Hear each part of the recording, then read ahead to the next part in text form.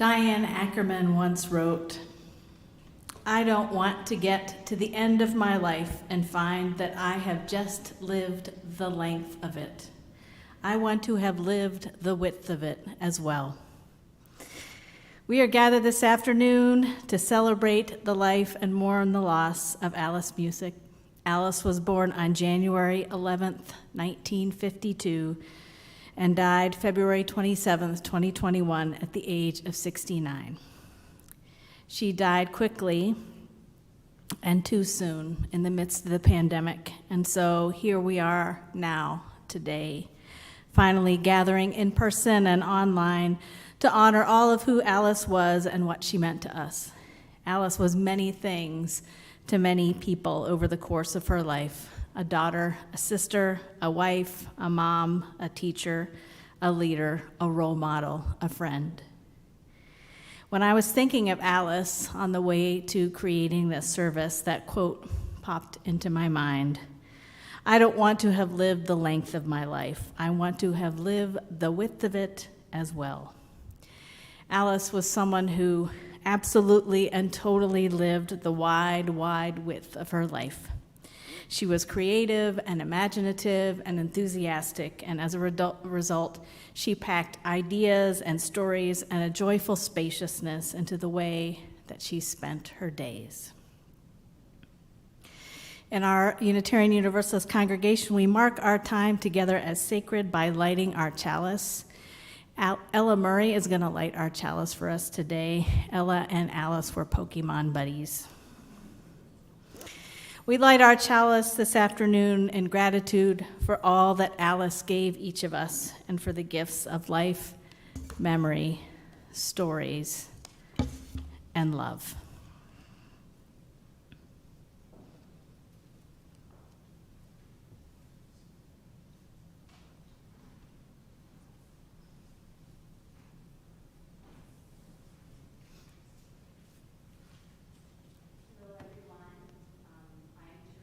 Murray, and I was a friend of Alice's and part of the Earth-Centered group that she helped reform.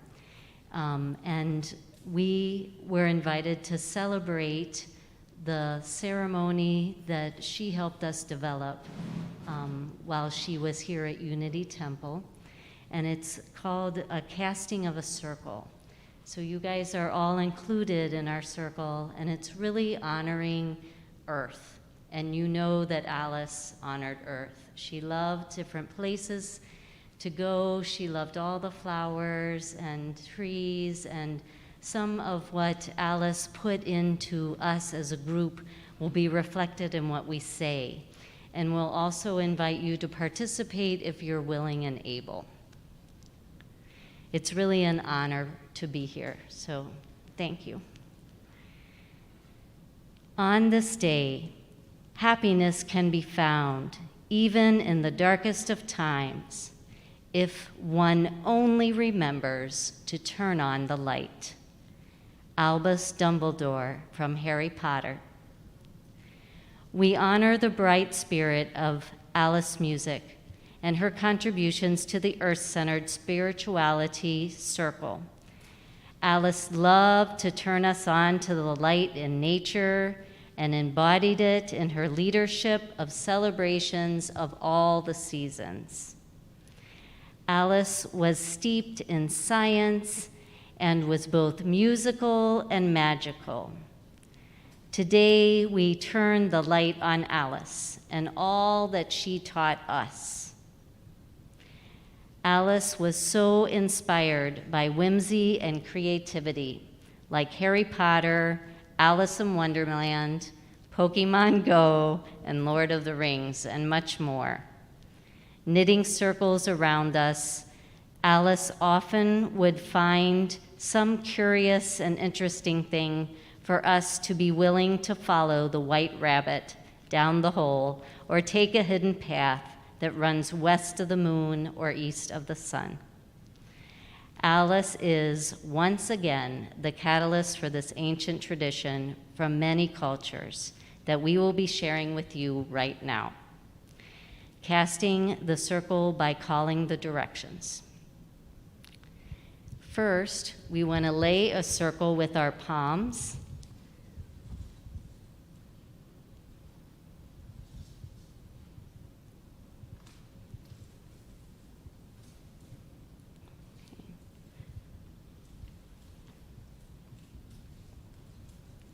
And we'd like to acknowledge and thank the Native Americans who lived on this land before us.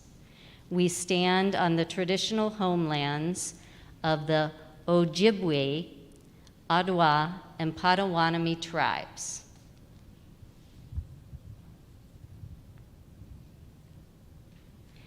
We cast a circle to honor Alice, her love for the Mother Earth and all its elements that give us life.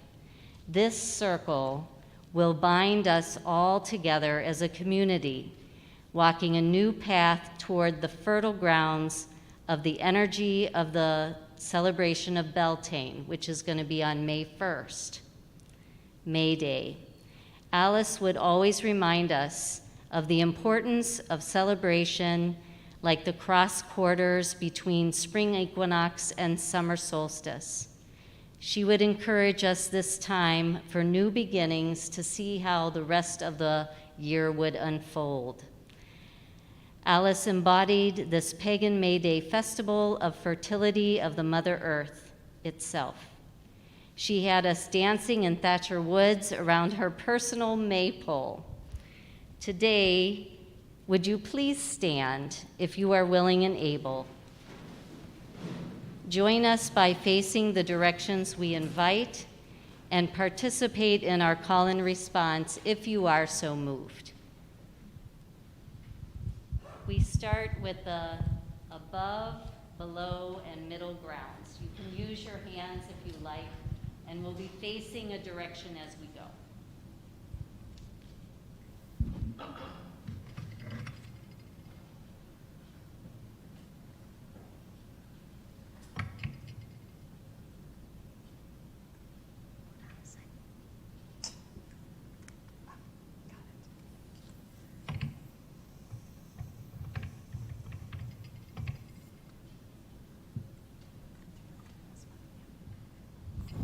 I forgot to light Alice's candle.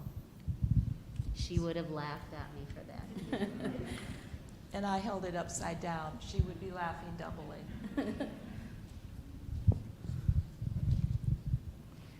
Spirits of the realm above, the sky and space, of sun, moon, and stars, come, all our ancestors, bless our circle. Spirits above, be with us today. Spirits above, be with us today. Spirits of the realms who dwell in Middle Earth with us, all our fellow beings, bless our circle. Spirits of Middle Earth, be with us today.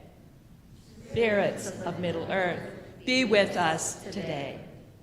Spirits of the realms below, deep earth and deep sea, bless our circle. Come, the world of nature and our Mother Earth. Spirits below, be with us today. Spirits below, be with us today.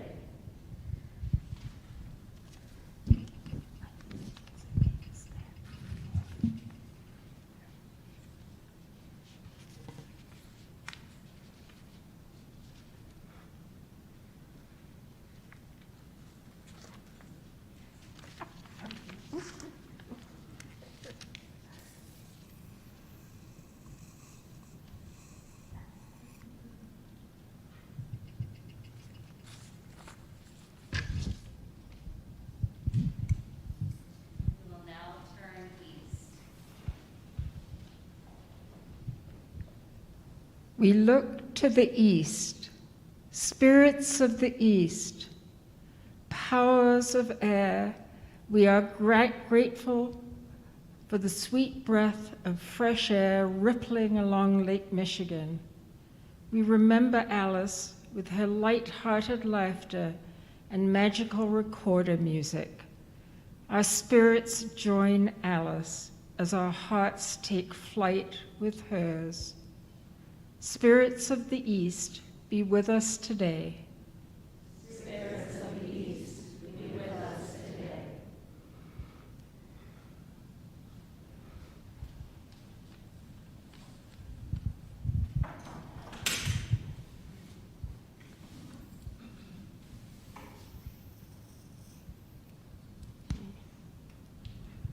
You're already mostly turning west or south. Thank you. We look to the south, spirits of the south, powers of fire. We appreciate the longer days and sunny spots at Prosky Park in Berwyn. We remember Alice and her steady flame to initiate and then get things done in collaboration with others. Our energy joins Alice as the fire in our bellies for nature continues the tradition that she once led. Spirits of the South, be with us today. Spirits of the South, be with us today.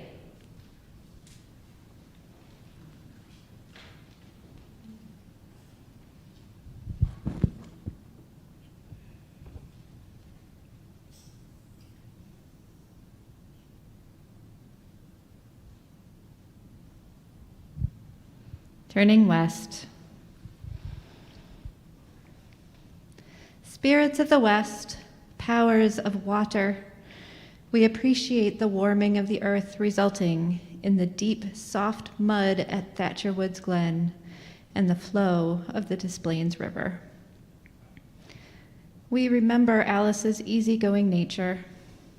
We join her as we go with the flow of what life presents us. Spirits of the West, be with us today. Spirits of the West, be with us today.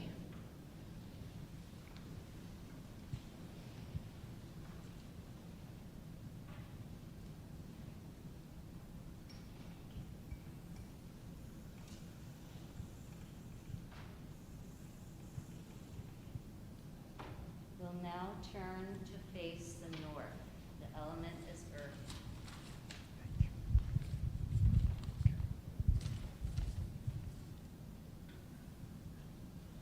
We look to the north, spirit of the north, power of the earth. We appreciate the nature around us, like daffodils and crocus at Taylor Park. We remember how Alice embodies the spirit of Mother Earth herself. We join her as we draw on our own grounding nature to help others by staying present and listen to their joy, sorrows, and needs. Spirit of the North, be with us today. The North, be with us today.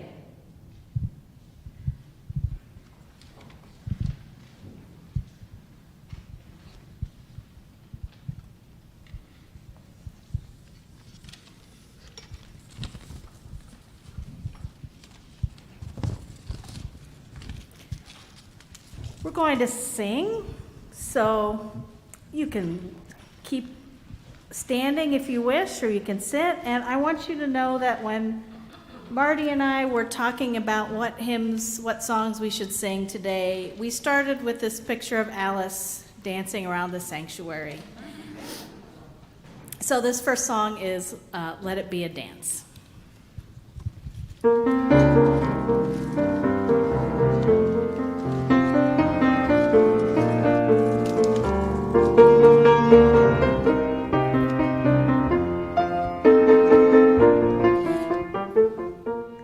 Let it be a dance we do.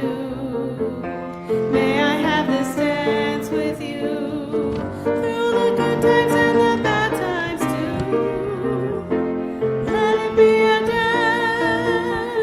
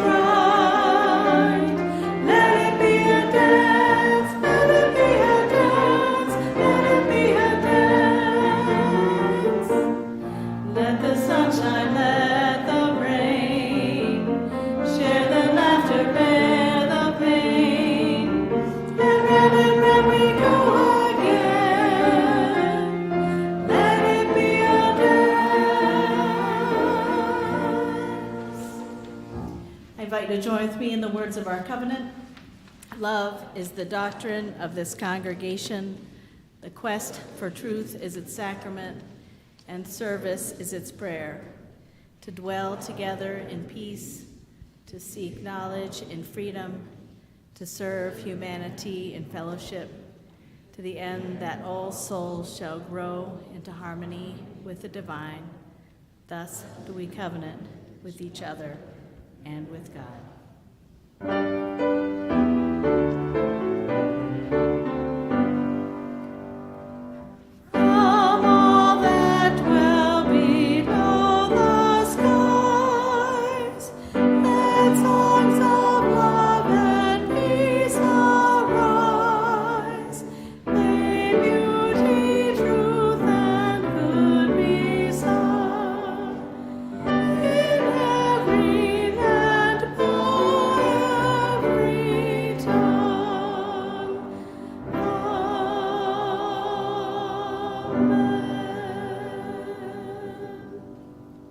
You may be seated.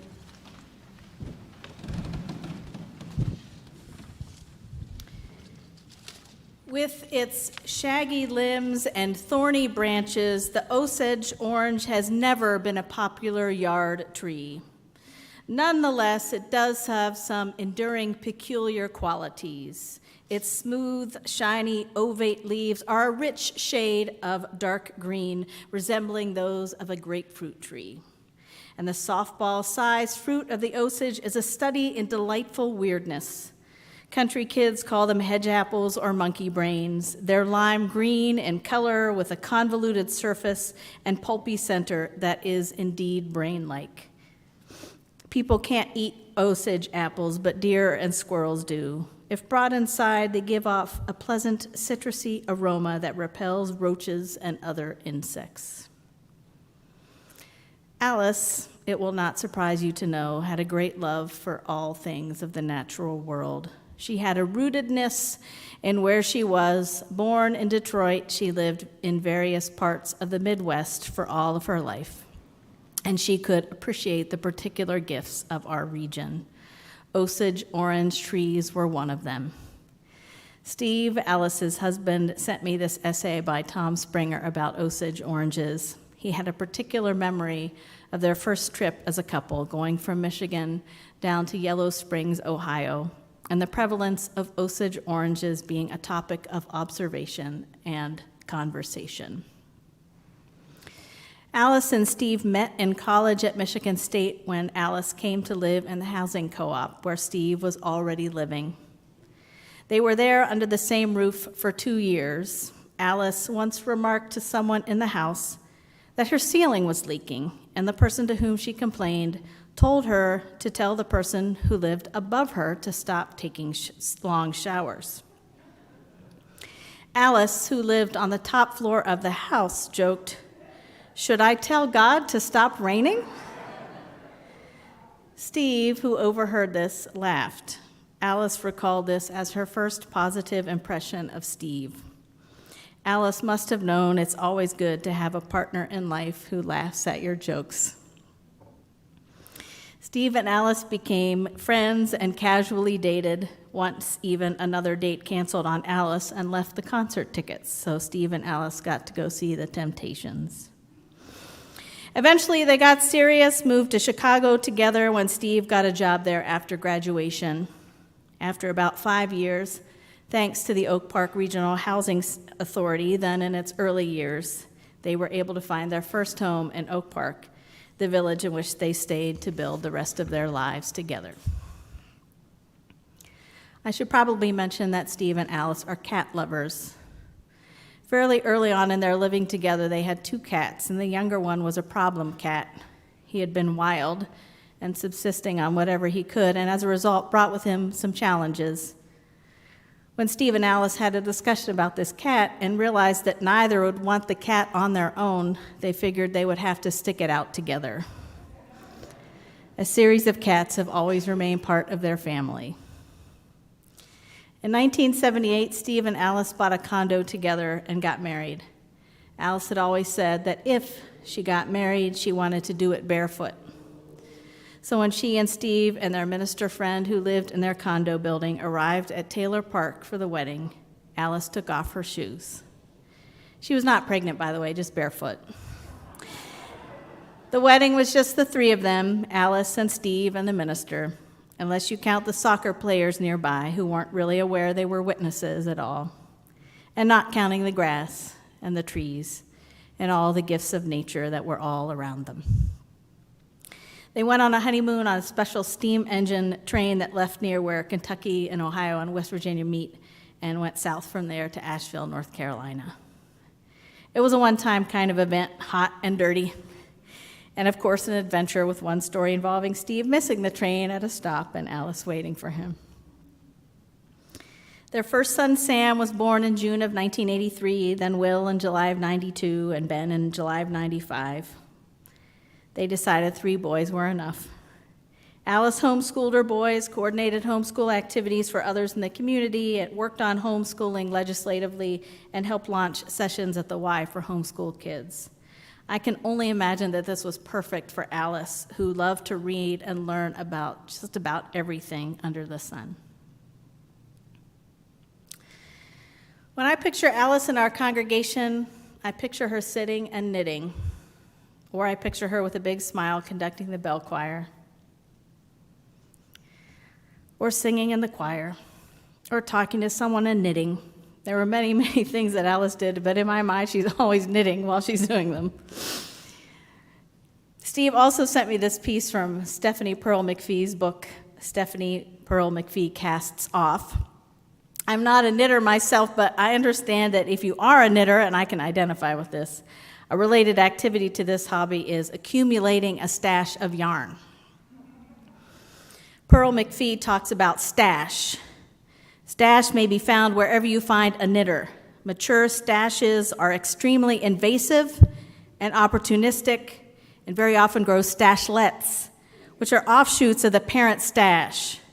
These stashlets are often located in surprising places such as freezers, kitchen drawers, and boxes shoved under beds.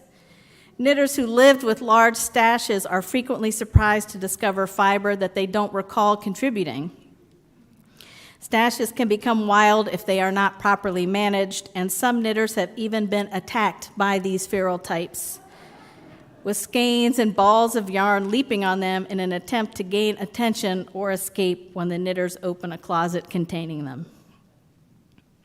I'm not saying that this was specifically written about Alice, but Steve let me know that Alice had enough stash to last her knitting until she was about 90. And Steve has brought some for you to take home with you if you wish. Fill up a bag or two, please. Stephanie Pearl-McPhee also wrote, "Because stashes never die, knitters live on too." It's almost poetic. You may know that Alice knit competitively. She was a Ravenclaw in a Harry Potter competition, which had 7 years' worth of challenges, matching the years of Hogwarts school. She even worked her way through advanced degrees of witchcraft and wizardry of knitting. She liked knitting things that were useful, and when our congregation bought the space at 1019 South Boulevard, Alice knitted a Black Lives Matter banner to go around the tree near us, the door, decorated a parking meter, and knitted a cover for the door handle. That's still there, as is a particular colorful tree on Oak Park Avenue. Alice, of course, also loved music. She had been a flautist in high school, but later took up the recorder and particularly enjoyed early music woodwinds. At one point, she worked and attended the Austin Boulevard Christian Church, where they started a bell choir. Alice became their bell choir director, and then later, ours here at Unity Temple. And when she made her way here, some 20-some years ago, she also became part of our choir. Marty told me that each week at choir practice, Alice would come early with Ben and sit in the foyer. She would play Pokemon or knit and greet and talk to every single person who came through the door. When Marty told me this, I said, "Of course she did." One last brief reading from Alice in Wonderland, one of our Alice's favorites.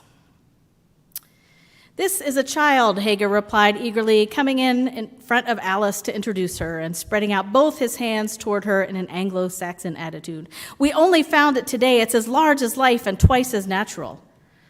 "I always thought they were fabulous monsters," said the unicorn. "Is it alive?" "It can talk," said Haga solemnly. The unicorn looked dreamily at Alice and said, "Talk, child." Alice could not help her lips curling up into a smile as she began. "Do you know, I always thought unicorns were fabulous monsters, too. I never saw one alive before." "Well, now that we have seen each other," said the unicorn, "if you'll believe in me, I'll believe in you. Is that a bargain?" "Yes, if you like," said Alice.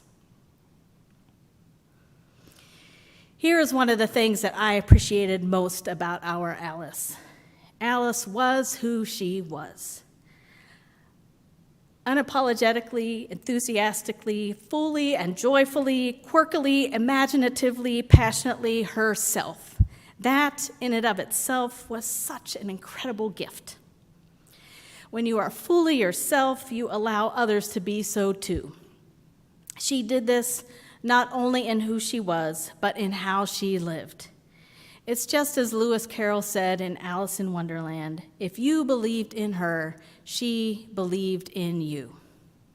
Actually, you might not have even had to believe in her. Always, she believed in you. I feel certain that Alice would want you to remember that about her. She believed in you. She believed in you.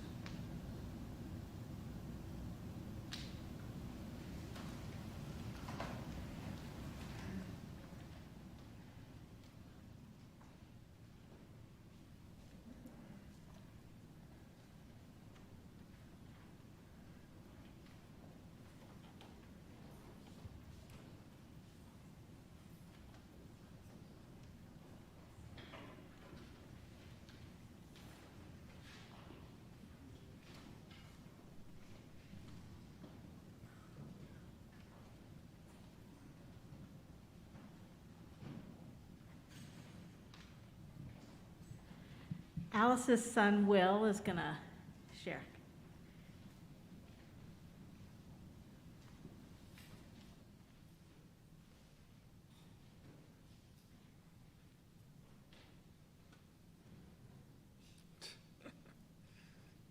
Stories of the pandemic, everybody. Well, it'll be fun getting back. Well, it's so nice to see everyone here, and it's nice to be back at Unity Temple again. This is the first time I've been in this building since the pandemic, and I've been in this building countless times in my life, and every time, including today, because of my mother. Because she was here even more countless times, whether it was choir rehearsals or bell choir rehearsals or sour circles, I believe, were somewhere else, but earth-centered whistles, or I think she was on some committee or another.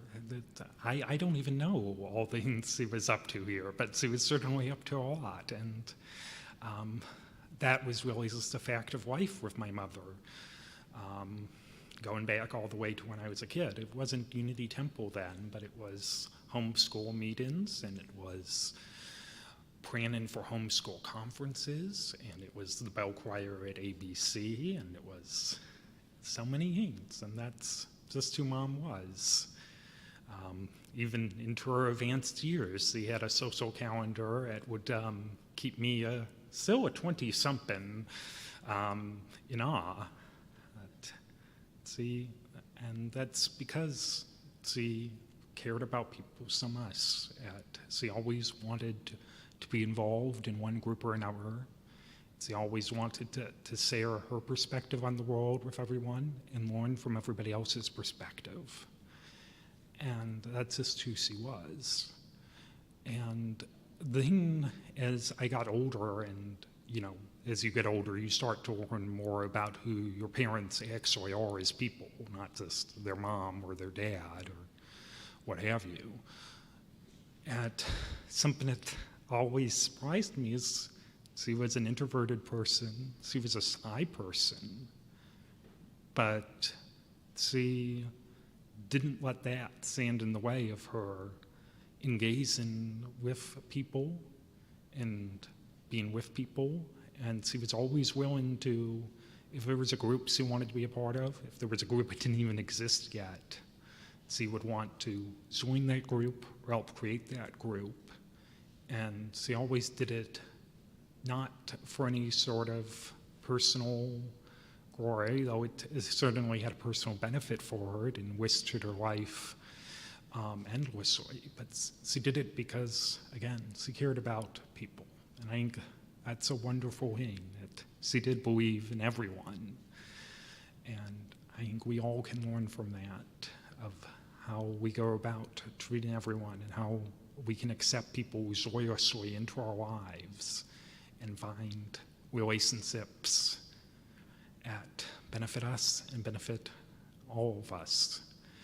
And I'm so thankful to be here with all of you, and especially with both the singing choir, who we saw a moment ago, and the bell choir, who we'll see in just a bit, because my mom was incredibly musical and always had a song in her heart, and that song came out a lot.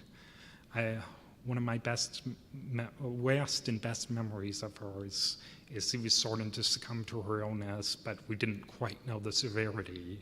At the same time, I was eagerly building a gaming PC, and so I was on a wintry night looking out for the Amazon truck to deliver my computer components, and she looked on rather amusedly at the scene and started singing the Wells Fargo wagon from The Music Man.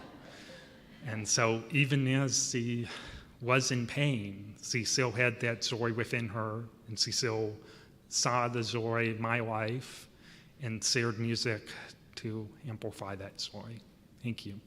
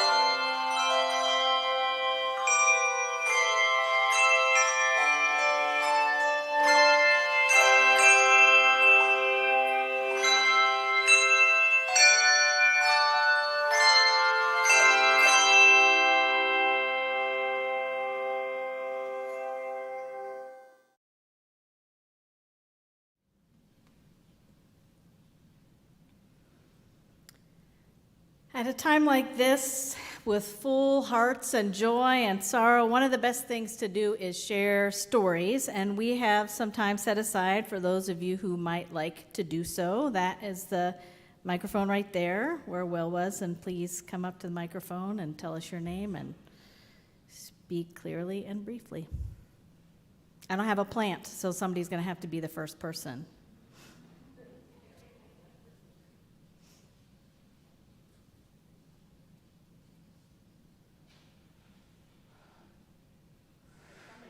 Somebody's got to be it. Hi, I'm Judy Gallardo Grace, and I sang in the choir with Alice, but I also played in the bell choir, and I just have a short thing. We would do exercises, stretches and that before we began bell choir each time.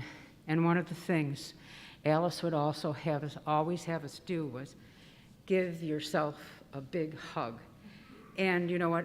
That just so exemplifies Alice. She was so accepting and so loving of everybody, and so that we would always give ourselves a big hug and kind of never forget what we were.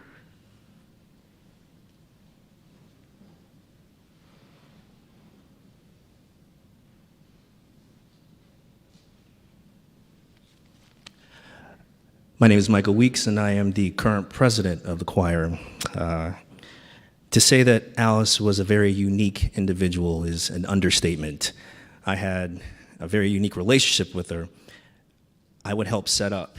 I set up our rehearsal space, and when I walk into the sanctuary, she's literally the first person that I would see, and the last person I would see when I would leave, and have a confession to make. So for the longest period of time, I didn't know her name. So I just referred to her as the really nice lady who knits a lot and is really, really nice to people. She was very unassuming in choir. Unless there was something to do with dancing, then she committed. And then there was one particular moment where I saw a whole nother side to her. They were recruiting for the bell choir, and I don't know anything about bells. I don't know anything about music that much. She aggressively came after me, said, "We need people." I joined, and we lined up, started playing, and I looked at her and just went, "I don't know what I'm doing." And she said, "That's okay. We're going to have fun. Just watch me. If you make a mistake, it's my fault." And we rolled with it, and it was an absolute blast. She made it a point to take somebody who had no clue as to what he was doing regarding the bells and to teach him. And that was one of the most fun times I've had as a member of this congregation. And there's only one other time I noticed just a certain level of passion for something. The choir went on tour, and we were on a break. We went to a botanical garden. So at this point, it's time to gather everybody back onto the bus. I was the unofficial wrangler. So I'm walking around the gardens trying to find people, and at one point, Alice has her phone, and she is feverishly walking around, and every now and then going like this.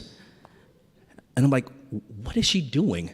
So eventually I say, "Alice, come here, we got to get back on the bus."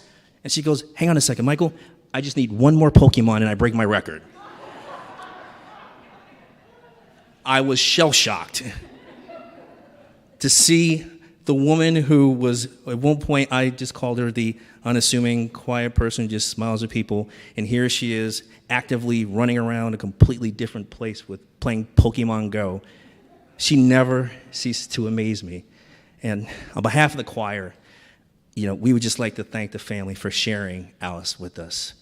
She was truly a gift, and she will be truly missed. Thank you for listening.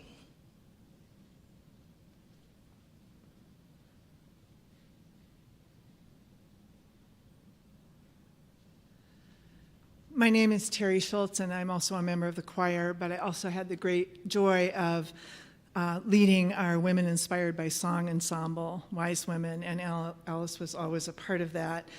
And just absolutely embraced everything that we sang, of course danced with joy. But I wanted to also share that for me, Alice said yes to everything. There's a hymn that we have that's called Say Yes to Life, and I think of Alice every time I think of those words. One of the things that Alice also did that many of you probably know who know her well was she always said yes when there was a call for help, and often some of the just scungiest kinds of stuff we had to do. So when we had to move our whole music library from here over to a temporary home in our temporary church, it was a stormy, rainy, awful, cold day, and we had to take everything out of here in boxes and put it in vehicles and take it all the way over there. And if you ever were in that church, the Lutheran church we got to use for a while, there were 3 very, very, very big stairs.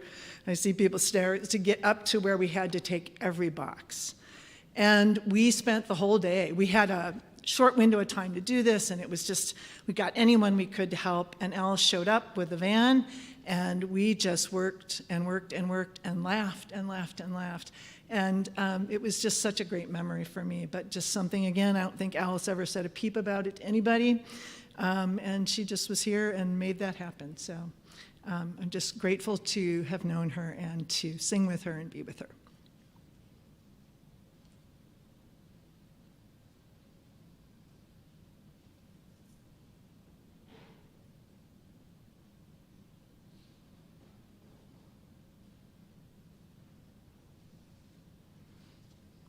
Hi, I'm Janet Holden, and yes, obviously I'm in the choir, but lest you think all our memories are choir, Alice was also very active in the Women's Connection. That is the group that puts on the retreats.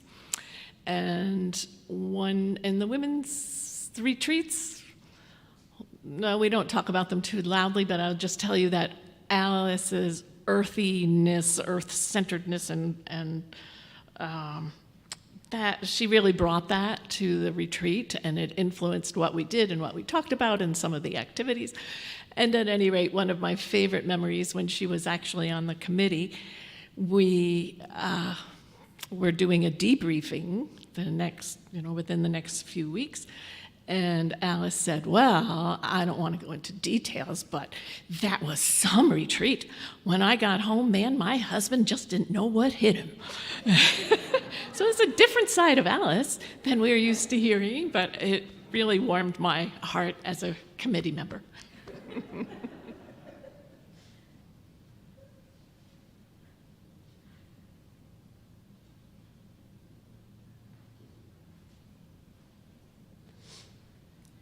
My name is Jim Parks, and one of the contributions that Alice made musically to our congregation was repeated performances in our annual Spring Music Festival.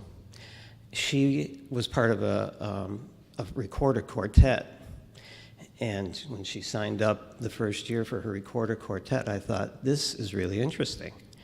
And it really was interesting. It was one of the more unique acts that we've had in our music festival in all the time that we've run it. And I'm just very sorry that she's not around to be part of the festival that we will be having this Saturday, because I'm pretty sure she would have been if she was still here.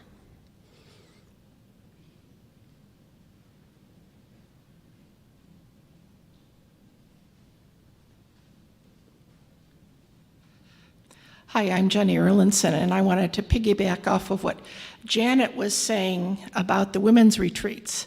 I've been involved with the women's retreat for a long time, and one year, I think it was mentioned earlier that Alice was always knitting, and knitted for these Harry Potter competitions, which I never quite understood, but she was friends with people all over the world through these Harry Potter knitting competitions.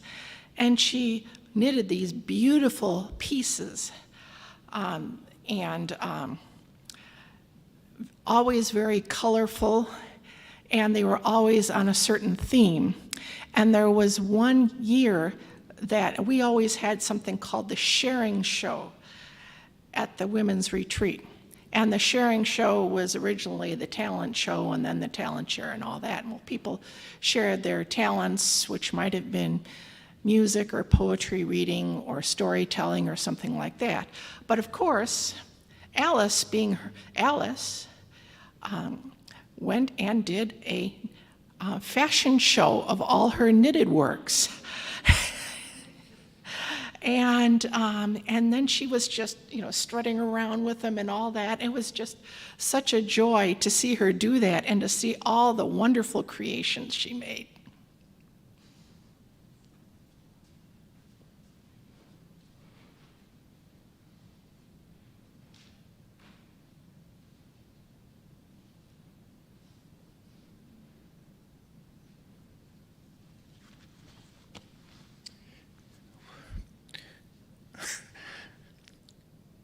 What a joy to celebrate the past. But our Barbara has a commitment ceremony with Sam, Alice's son, this summer. And so we look to the future as well. Thank you.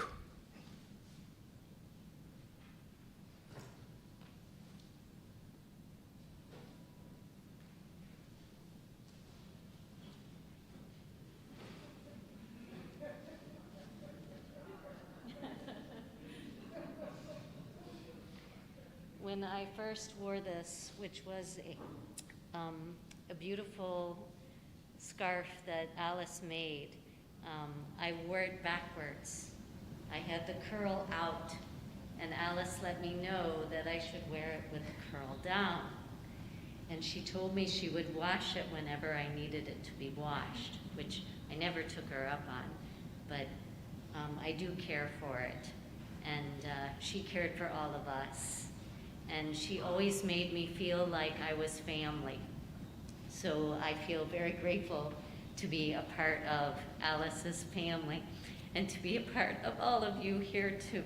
So she always liked to dance, and at the reception, we can't do the maypole. One day she literally has a maypole. We put it up in Thatcher Woods. We were dancing around it. We actually did all the braiding that happens when you do that. So we're wearing these wristbands. You all can have one. Julia and I made them, and I'm sure Alice was sitting there when we were in the dark still tying these ribbons on these bands. So I hope that you feel comfortable in joining us in the dance. And every time you sing a little tune, investigate something in science, see anything in nature, pass it on like Alice did, anything you're interested in. And that will keep her spirit alive in all of us. And if anyone knows how to knit, I'm willing to learn.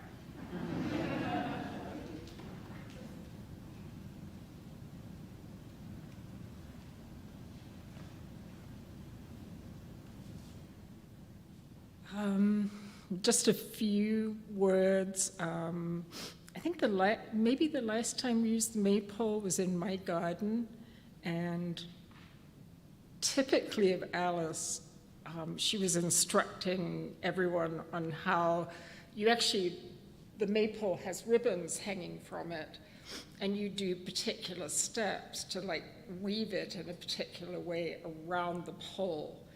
And I think only about 2 or 3 of the maybe 10 people that actually picked up on how to do it correctly.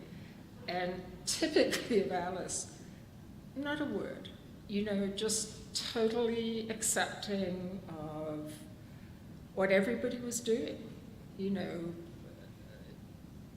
Somebody else might say, oh, you're doing this wrong, or try and be instructive. But she just wanted people to enjoy themselves. But, the feeling I just left with is that Alice was like the heart of Unity Temple. And, I just hope that we can live out her warmth and acceptance and giving. Whenever I walked into a space and Alice was there, and there was nobody else to approach, she was always the person I would gravitate towards, and I knew I would get a loving and warm welcome.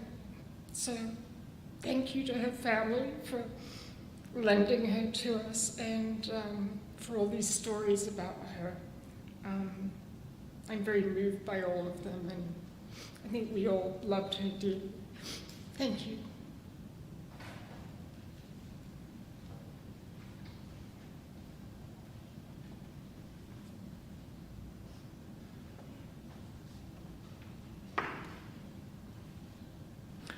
My name is Tim Warner.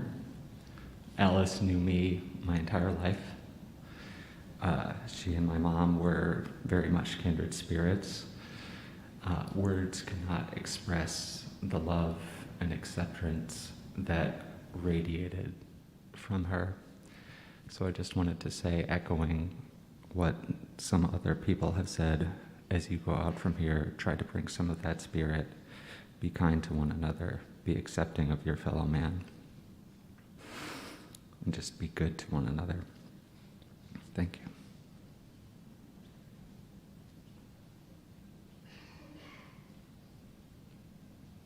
Thank you so much. And I invite you, after the service, there'll be more opportunity to share stories with one another.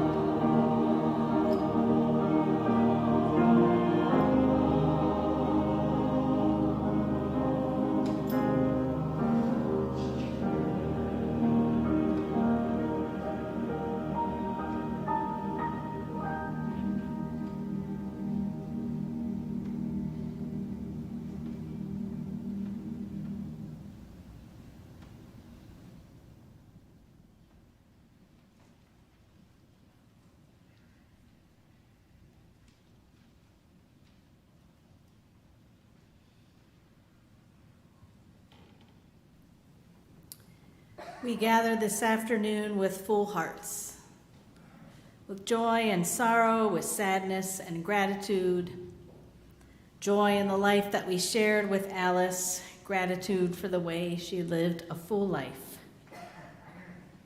sadness, because there's always sadness when someone we love has died.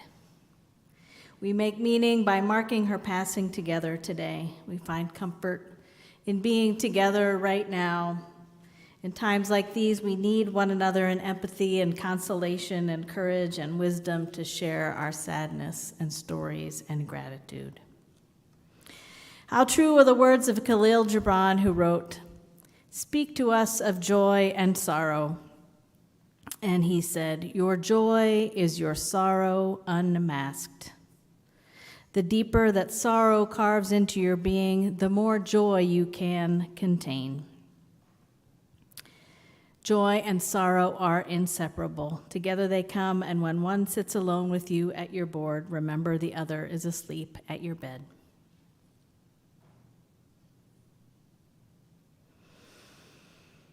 Let us unite our hearts and minds in the spirit of prayer and meditation. Spirit of life and love, the spirit of Alice that filled our lives with love and delight has become one with your eternity.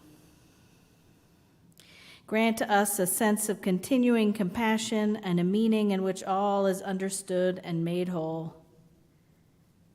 May the love in our hearts join us together in ways richer than before, and in time lead us to a peace that passes understanding. Let's take a moment in silence. Share time together in silence and gratitude.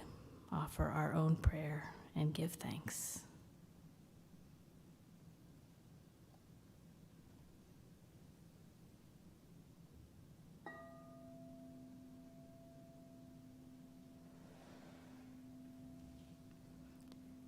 Amen. Blessed be.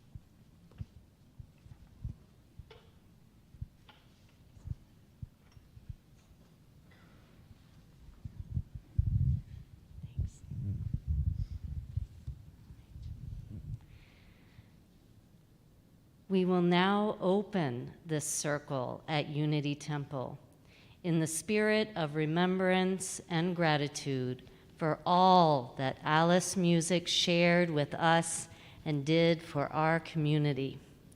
In her honor, please spread peace, magic, music, laughter, and hugs, or whatever you remember from Alice. From our small group here to every sentient being, everywhere.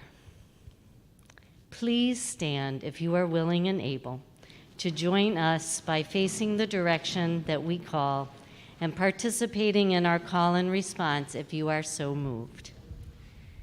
We'll start again with the above, below, and middle.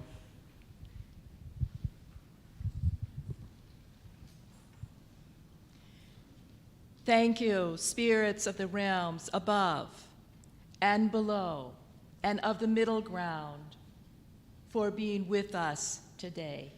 We feel your presence within and around us always, just as Alice did. We thank you for your presence. Thank you, spirits of above, below, and middle ground, for being with us today. Thank you, spirits of above, below, and middle ground, for being with us today.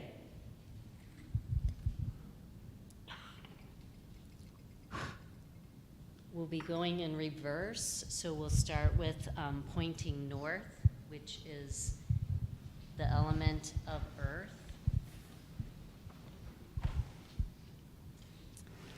Spirit of North, may every time we yield to our true nature, be graceful, letting go, so new life can stir. Let us be a centering presence to those around us, like Alice was. Thank you, spirits of the North, for being with us today. Thank you, Spirit of the North, for being with us today.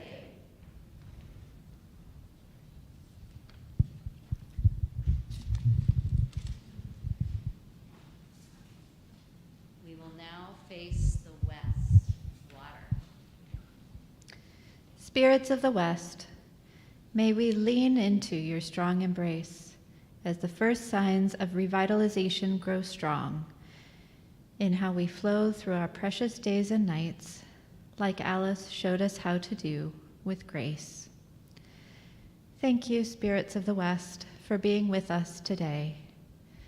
Thank you, spirits of the West, for being with us today.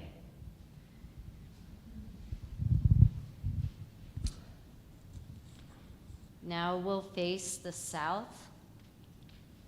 The element is fire. Spirits of the South, receive our gratitude for the light of spring days. Touch our open hearts with new warmth and fill them. Let our inner fire encourage collaboration with others and our earth, as Alice showed us how to do time and time again. Thank you, spirits of the South, for being with us today.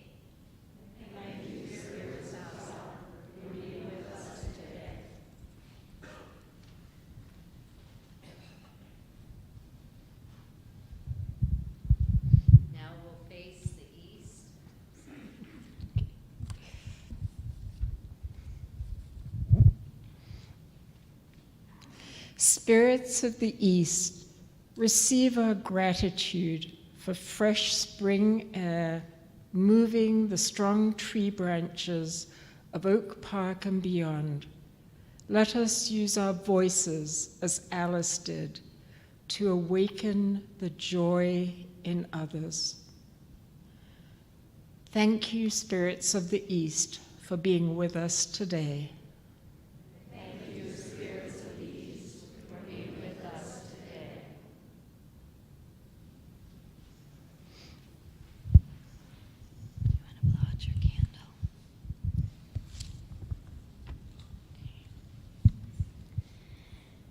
Still round the corner, there may wait a new road or a secret gate, and through, though I oft have passed them by, a day will come at last when I shall take the hidden paths that run west of the moon and east of the sun.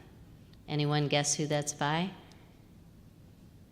It's Frodo from Lord of the Rings. Our circle is now open, but unbroken. Merry meet and merry part and merry meet again. Merry meet and merry part and merry meet again. See you on the dance floor.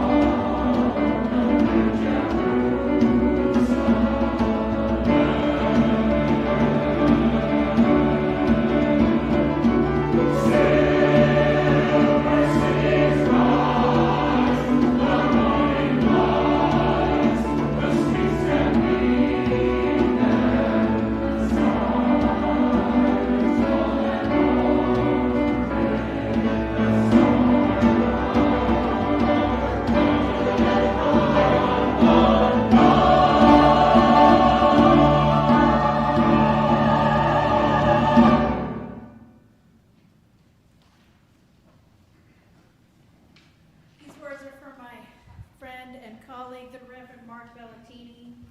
Ashes to ashes, dust to dust, memory to memory, blessing to blessing, strength to strength, gratitude to gratitude, spirit to spirit, love to love. The wheel turns ever, and what comes out of the earth returns to it in peace. Thank you, Alice, for the gift of your life and for the gift of your love. Please join with me in the words of our chalice extinguishing. Carry the flame of peace and love until we meet again. I'm going to ask one of you guys to turn around and extinguish the chalice. Thank you.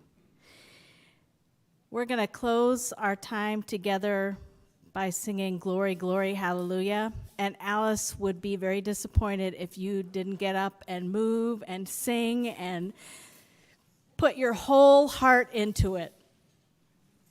Ready?